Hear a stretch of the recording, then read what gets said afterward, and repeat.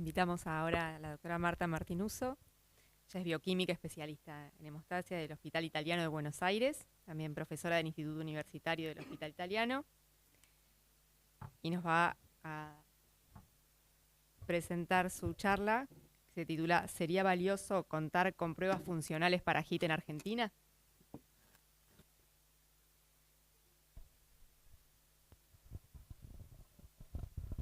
Hola, ¿está funcionando? Ok. Bueno,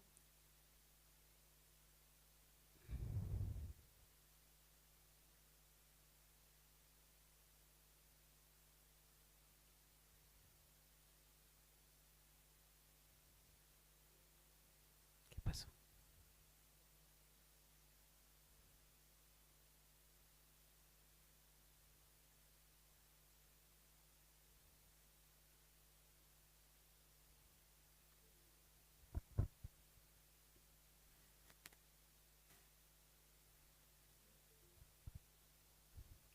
Bueno, muchas gracias por la invitación, Fer, que pobre, muchas ganas no tenía también, porque estamos muy cansados ya a esta altura del año, pero es un tema difícil a abordar, porque en la Argentina, cuando dice Claudio, tenemos disponible, no tenemos nada. Hoy no hay ni HIT LIA.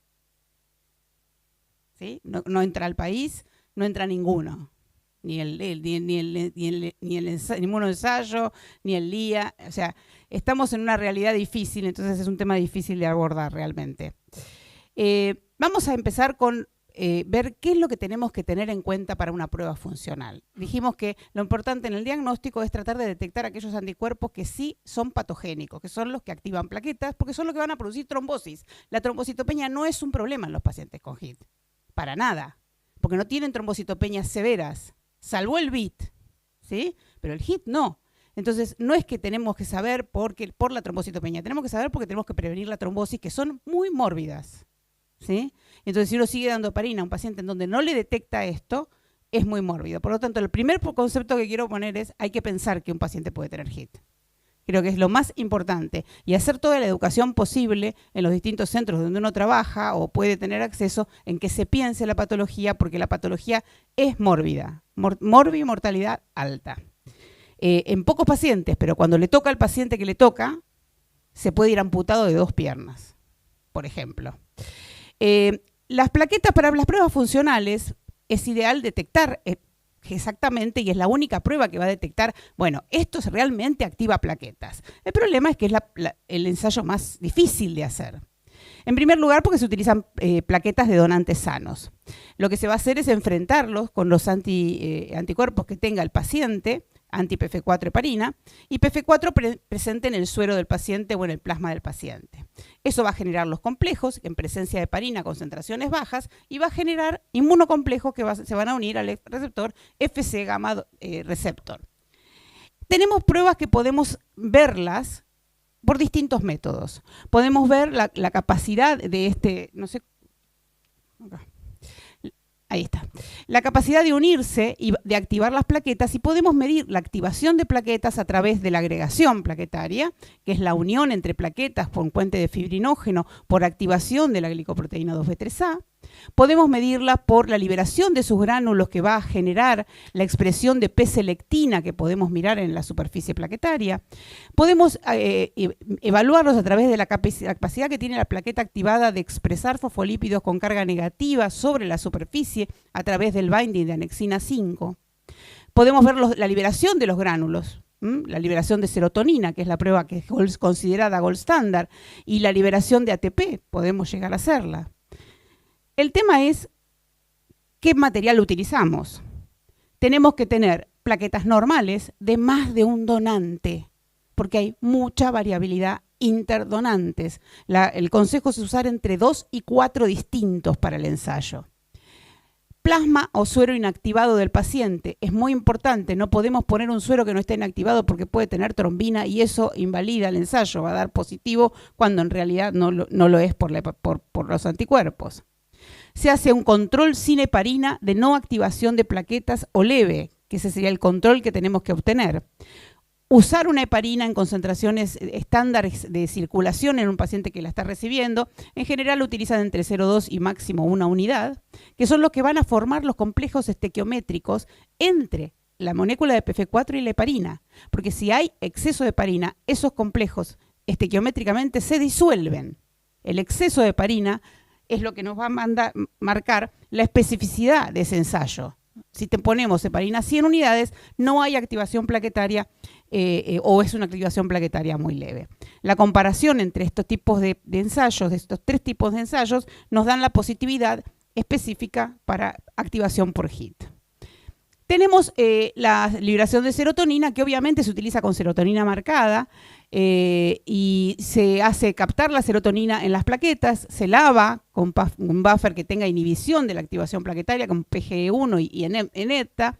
Luego se resuspenden las plaquetas y se las activa con heparina, se las coloca incubando con heparina de 0,2 a 5 unidades, a 0,5 unidades, y luego se toma el sobrenadante y se mide cuánta serotonina, actividad radioactiva existe aquí.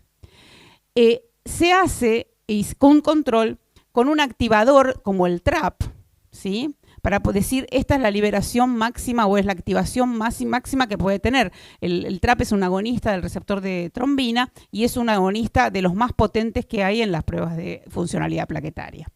Tenemos que tener, idealmente era una liberación de más del 20% de la serotonina marcada para definir que había un ensayo positivo, pero se subió este punto de corte a 50 para tener mayor especificidad realmente y no sospechar en algo con pruebas que ustedes saben que trabajar con plaquetas es difícil, porque son jodidas las plaquetas.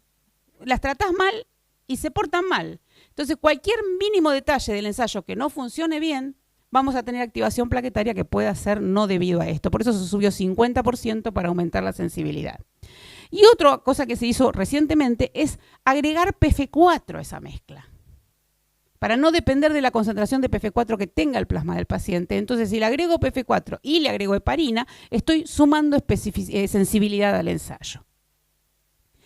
Luego tenemos otro ensayo que lo van a ver. La literatura está dividido en 2 grandes grupos, fundamentalmente, que son los 2 grandes grupos, el alemán de Greinacher y el de Workentin de Canadá. Workentin con su liberación de serotonina como centro de gold standard y centro de referencia en su país, y Greinacher que hace una prueba que es esta, que es difícil de reproducir.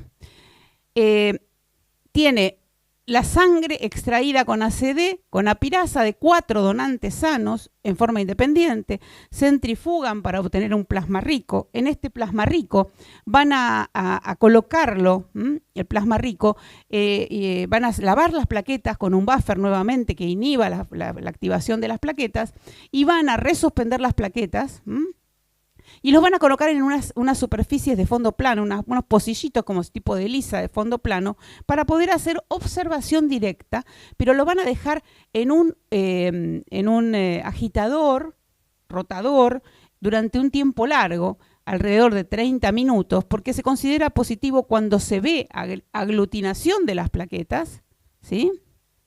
Bueno, no está funcionando. No importa, lo ven a la derecha, que ven que realmente se ve con microscopio, con observación directa, que hay aglutinación. Y la negativa, cuando tenemos heparina a alta concentración, se ve que no agrega. El problema es que depende mucho del operador que mira esto, ¿sí? Por eso hay centros que no lo han podido reproducir tan exactamente. Y la otra cosa importante es que al menos 2 de los 4 donantes deben dar positivos para que la prueba se considere positiva. Podemos hacer agregación plaquetaria. En eso tengo experiencia, lo he hecho, tanto con plaquetas lavadas con metrizamide o con plaquetas en plasma rico en plaquetas, en donde lo que hacemos es simplemente una fuente de plasma rico de un donante o plaquetas lavadas de un donante se mezclan con plasma del paciente o suero inactivado del paciente y se le realiza una agregación plaquetaria utilizando como inductor una heparina a baja concentración o una heparina 100 unidades. Y obtenemos curva de agregación. Cuando es positivo, a veces con latencia, las dejamos correr 20 minutos, los dejábamos correr 20 minutos para tener seguridad de que realmente vamos a tener algo, tanto con heparina baja concentración o alta. El problema es que es muy poco sensible. tiene una sensibilidad inaceptable, digamos, es menos del 70%, es una cantidad de trabajo impresionante para una sensibilidad que no aporta, ¿sí? Y obviamente teníamos que usar varios donantes, o por lo menos donantes que fueran reconocidos como respondedores. Entonces, en todos los que trabajamos en el laboratorio de la Universidad Favaloro, éramos 2 las respondedoras. Entonces, cada vez que había que hacer un ensayo, se tenía que sacarse sangre el respondedor. Es complejo. Bueno, lo importante acá también es que hay que hacer control, como siempre, sin nada. Porque tenemos que tener un control con el buffer, sin heparina de ningún tipo, para evitar tener problemas de tener pruebas positivas, porque, por ejemplo, una PTT puede, si uno utiliza el plasma del paciente sobre plaquetas lavadas normales, una PTT, nos ha pasado, puede dar una prueba positiva, y es una PTT, no es un HIT. Los que vinieron a clarificar un poco las cosas son los ensayos de citometría de flujo, ya sea de binding de anexina 5, que constan solamente en la cuestión de que tenemos de que lavar las plaquetas, colocarlas, enfrentándolas a 2 tipos de anticuerpos monoclonales con 2 fluorocromos distintos, uno que detecte la plaqueta, ya sea por la glicoproteína 2B, por ejemplo, o la glicoproteína 1B, para localizar la ubicación de las plaquetas, y el otro que sea un anticuerpo, por ejemplo, anti-CD62, para ver si expresó P-selectina en su membrana, o una anexina 5 marcada con un fluorocromo para ver si expresó fosfolípidos. Y los ensayos son similares, tanto el de la anexina como esto, como el de la expresión de P-selectina con un anti-CD62. Estos ensayos tenés que tener un citómetro, obviamente, pero hay un kit que se difundió diciendo test rápido funcional. Pará un poco, es estandarizado. Lo rápido que tiene es que es estandarizado, porque ya tienen los reactivos puestos. Ya sabes qué trap tenés la heparina, en qué concentración, pero nada más que eso. El ensayo, en definitiva, te lo propone hacer con plasma pobre y plasma rico, que eso también, no lavar las plaquetas, te mejora la operatividad del ensayo, pero tenés que tener, de los donantes que hagas, que siempre son más de 2, plasma pobre del donante con plasma rico del donante y PBS como control, plasma rico del donante con plasma pobre del donante con TRAP100, que nos va a decir esto es lo máximo que va a expresar P-selectina esta plaqueta, este plasma rico. Tenemos que tener un plasma del donante con plasma rico y plasma pobre con heparina, que es un control negativo, es decir, el mismo donante no es el que me está produciendo la activación cuando le pongo heparina. Tenemos que tener plasma rico del donante con plasma pobre del paciente mezclado con heparina baja dosis, que este sería el test que nos tiene que dar positivo para decir que tiene un HIT, y el test que nos tiene que dar negativo utilizando exceso de heparina. ¿Sí? Estas 2 condiciones tienen que ser positivo acá y negativo acá. Y lo importante es que tarda 2 horas desde que se preparó el plasma rico. O sea, no es una prueba tan rápida.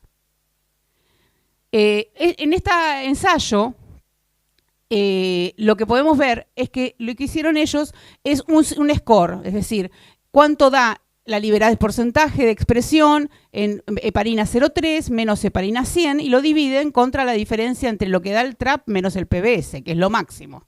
Y sacan porcentaje. Y lo que vieron es que tiene muy buena correlación, repetitividad y reproducibilidad, y tiene muy buena correlación con la liberación de serotonina.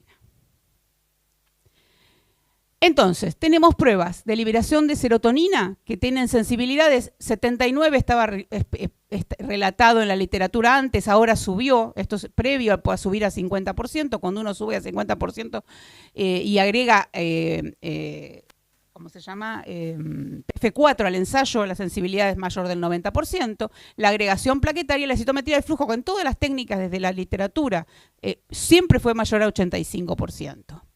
Con especificidades que obviamente son altas, porque esto nos está diciendo, esto es un HIT.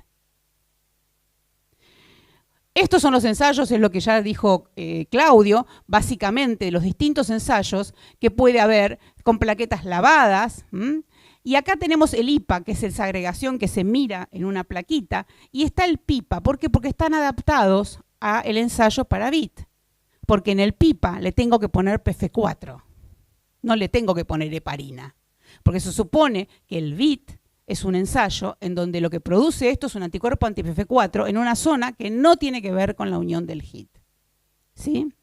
Y incluso en muchos ensayos, no voy a hablar de BIT, lo que se usa es heparina para inhibir el ensayo, porque están compitiendo con el sitio de unión donde se une la heparina. Y los distintos ensayos inmunológicos.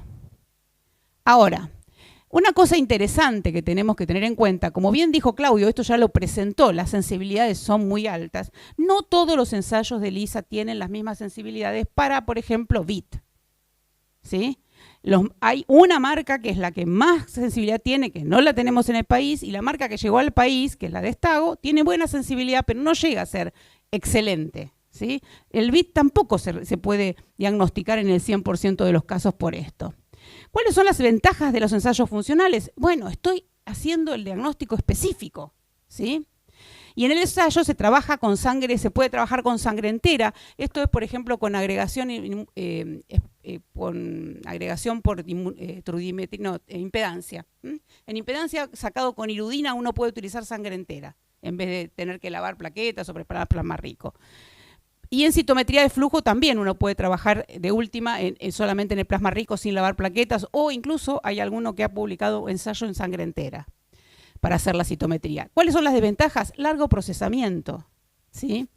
Requieren de laboratorios especializados. Hay que tener un citómetro, claramente. Requieren plaquetas frescas. No tengo nada, no hay ningún kit comercial que me pueda dar un ensayo rápido porque la plaqueta tiene que estar activa. La plaqueta sabemos que hay que procesarla dentro de las 4 horas para hacer un ensayo funcional. Por ejemplo, cualquiera sea, la agregación plaquetaria que hacemos todos los días. Requieren de varios donantes de sangre porque hay distintas respuestas entre los distintos donantes. Y tiene una sensibilidad limitada dependiendo del ensayo. Esto ya lo dijo Claudio. Es la asociación que hay entre los títulos de anticuerpos junto con el test de 4T para tratar de capturar a aquellos pacientes que sí van a tener ensayos funcionales positivos, que se van a asociar. Y en esos ensayos tenemos un título alto, por ejemplo, del LIA, ¿sí? Un título alto, muy alto, ¿sí? Mayor de 16. Cuando tengamos aún un score intermedio, tenemos más de 90% de que ese paciente va a tener ensayos en un estudio hecho por el grupo de Borgen, tienen muchas muestras de pacientes, que van a ser positivos. En ese paciente no tengo duda que no tengo que hacer un ensayo funcional, no lo necesito. ¿Por qué? Porque tengo que actuar rápido además, tengo que definir si le saco la heparina o no le saco la heparina o le cambio el anticoagulante al paciente. Entonces, un ensayo cuantitativo que nos dé títulos altos en un score alto, vamos a tener, incluso con un score intermedio y realmente un título muy alto, un alto porcentaje de sensibilidad para anticuerpos que son capaces de activar las plaquetas. Estos, bueno, son los scores. Yo quiero destacar el de Cooker, de la guía del año 2012, en donde lo que hicieron fue decir, bueno, hagamos una prueba rápida, cualitativa incluso, si quiero. Entonces, si es negativa, es negativa. Si es positiva, hagamos un ensayo que pueda medir cuantificación, que puede ser también rápido. Y si eso es positivo, pero el score no es un título tan alto, el score es intermedio, bueno, a lo mejor derivar la muestra a un centro que tenga pruebas funcionales, que tendría que ser un centro de referencia. Bueno, esta es la que decimos en la SA. Los ensayos no los voy a describir, pero sí voy a hacer solamente una acotación. El doctor Workentin, que es el que tiene, digamos, el ensayo desde siempre, como que hace liberación de serotonina y tiene muchísima experiencia, dice que el ensayo de LIA es un ensayo funcionalizado. ¿Por qué? Porque justamente lo que decía Claudio, el anticuerpo contra el que compite es un monoclonal que se generó a partir de pacientes con HIT en un modelo murino y se generó un monoclonal que es específicamente para ese epitope, el que reconoce el HIT. Entonces, este ensayo tiene una especificidad importante para HIT. Y han hecho un ensayo muy interesante que lo presentaron en la ISTH este año, en donde haciendo 2 ensayos rápidos, uno que es IgG específico y otro que es el CLIA, ¿no? Y el LIA, haciendo un score con los puntajes según cuántas unidades, porque utilizan la misma unidad los dos ensayos, tiene cada uno de los ensayos. Un score que sea, que para cada ensayo que da menor a una unidad es negativo. Si da entre 1 y 4,99 tiene un punto, de 5 a 15,99 2 puntos, y más de 3 puntos cuando tiene más de 16, sacamos un score que va de 0 a 6. Lo que vieron específicamente, sin tener en cuenta el score 4T, ¿no? Directamente tomando las muestras, que el porcentaje de positividad de la liberación de serotonina en los que tenían 4, 5 y 6 era muy alto. Entonces, creo que la conclusión que podemos sacar es que la combinación de dos ensayos que son rápidos y cuantitativos nos podrían dar una ayuda de manera rápida para definir si este paciente sí realmente tiene posibilidad de esto, pero siempre con ensayos cuantitativos.